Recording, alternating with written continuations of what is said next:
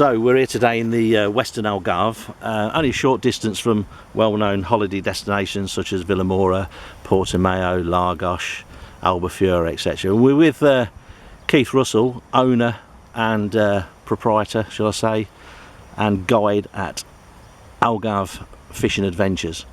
So we're on a nice lake this morning. It's extremely private, five-ish acres, Keith, roughly. I would have said so, 5-ish. Yeah, and the stock, a lot of carp, commons, fumiras, and some Portuguese barbel, gypsy barbel I think they're called, but very similar to the ones we have back home, and they fight like crazy, to be honest.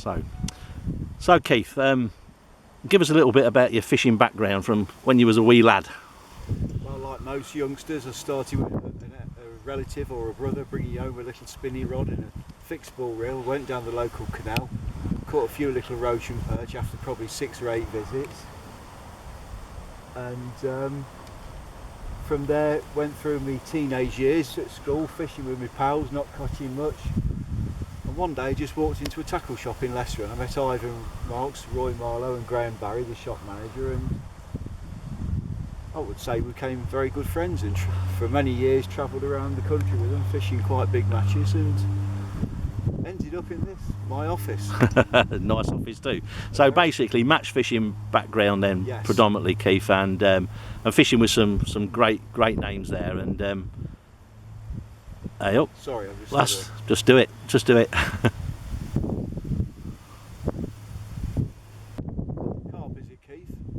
Yeah, I don't think it's very big, Gary, but because of the high oxygen levels and the temperatures, they're very muscular, and it's not unheard of to come out with a 2-pound fish and you think you've got something 4 or 5 pound on, and the barbel are completely wappy, completely. Yeah, they fight really hard, don't they? Man, you can't even consider anything below a 6 or 8 pound hook length, you really can't. We've got them in here up to sort of 12 pound now, and you know, there's every chance of hooking one, every chance. But this, I think, is just going to be a small carp. We will see.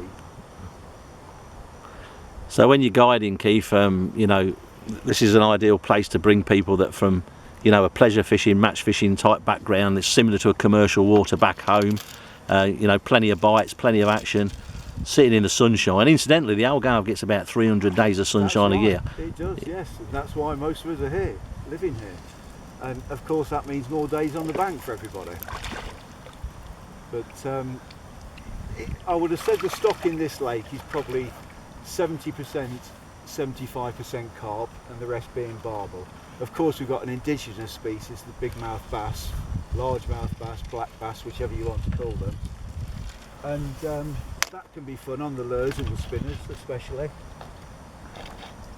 I mean that's quite a small fish comparative to what you normally catch. Yeah. A nice fish, just the same. Yeah, they're built for speed, aren't they? They're not. They're in perfect condition, Gary. They're not fat fish at all. They're sort of long and lean and strong. Exactly, a bit like myself.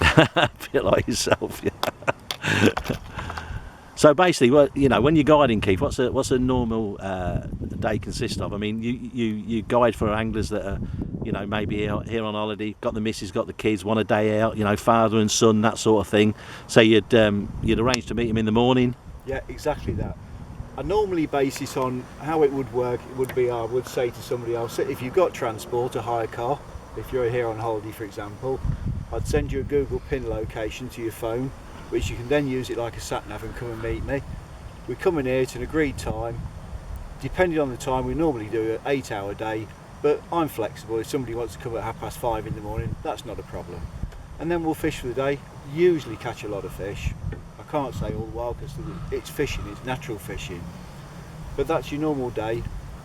Yeah, you know, it sounds great, and you know, I think you know, it's something that pretty much everybody can enjoy, from sort of like you know, really inexperienced anglers that just want a day out, or you know, there's something for the, you know, for the you know, the full-time anglers almost back home that go fishing every weekend. You know, it'd be right up their street. They can feed a fish, they can pole fish, they can float fish, and you're on hand basically, you know, to basically put them in the right place and I don't, you know, provide everything. Yeah, Gary, when I've got guests, clients, I never fish myself. I ask them how involved they want me to be. If they're feeling a little bit unsure of something, I'm sitting up there in a chair. We're usually having a bit of a giggle and a laugh and going on, and I always bring lots of snacks and cold drinks for them. And then I get from experienced anglers who want me to clear off, go and get your own kit out, but I get inexperienced anglers who need you on hand. Yeah, exactly. Just that advice, of course. Yeah, exactly. So basically, you keep it to 2 anglers at a time, generally, Keith. I do. More often than not, it is to a father and son, or a husband and wife, or a couple of pals who are here together. Had enough of being on the beach. Yeah. I think, what else can we do? They're fishermen. Managed to come across my website or my Facebook page and get in touch, and I take them fishing. Yeah. Details on your website we'll put at the end of the film anyway, Keith. But so the other thing that you do is, you got anglers back home that are probably used to, maybe, I don't know, having a week in Ireland in days gone by, or still do, and or Denmark in the past, and they provide that sort of fishing. So there's absolutely no reason that they can't do it in the Algarve, particularly in the winter. I would suggest, maybe sort of October through to sort of March, April. The climate's really nice here. You get lots of 20-degree days, and back home it's freezing cold. You're fed up with your winter league matches, or you don't really want to go out and sit on your own around some commercial fishery. This is perfect. Exactly. Yeah, I've been there and done that. The commercial fishery in the winter. Here, a typical day in the winter, from let's say November right through till the end of March, you're very rarely going to get below 16, 17 degrees, and they're usually nice sunny days, probably better than this today with less cloud. Yeah. Well, we're the beginning of June now, so, and it's a nice day, but we get equally nice days in January, just the same. Exactly. Yeah. And even more so, we get more barbel caught in the winter. Yeah. They seem to, I don't say die off, but they don't seem to feed as much in the daytime. Yeah, I think they like them cooler temperatures daytime. Exactly. Or cooler water temperatures, should we say. Exactly.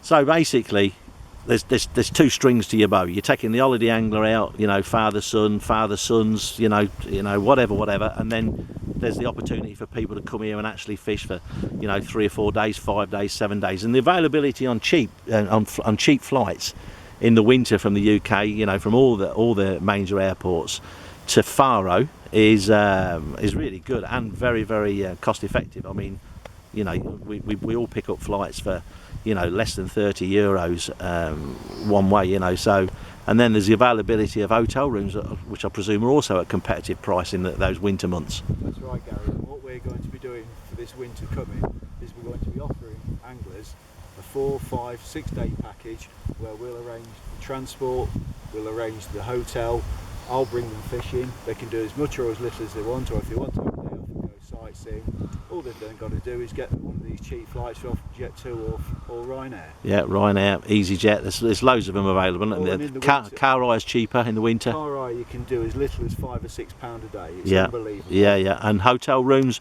roughly half decent hotels are going to cost them. Lots of hotels in the winter. Glad of your business. Drop the prices right down. Yeah. We've got a 4-star hotel in the middle of Lagos, which is a beautiful town, and you've been there. Yeah. Lots to do, lots of places to eat and drink. Yeah. Not so busy. So those prices, those rooms, which are normally £70, £80 a night, come down to something ridiculous like £20. Yeah. So basically, for a couple of anglers who want to come out just to fish, by the time they've got their flight and their hotel and a bit of car hire, this, that and the other, it's as cheap as going to Ireland, pretty much. It's probably cheaper because food and drink's cheaper. Yeah. It would be the cost of an average carp pole. There you go. Yeah. So basically, if there's any guys that actually want to do this, what's the best way for them to contact you? I presume through the website, there's an inquiry form there. Through Facebook. Yeah. Email. Telephone numbers there, Yeah. Portuguese and English number. Yeah. English is always going to be best, of course, for everybody. It's more economical, and I'll get back to them straight away with the package they want. Yeah. It's basically tailor-made, Keith. Then is what you're saying. That's exactly what it is, Gary. Yeah, absolutely fantastic. Okay, well, I'm going to have a little look round. You catch a few more fish, and then we'll come back to you. Yeah. Okay, Gary.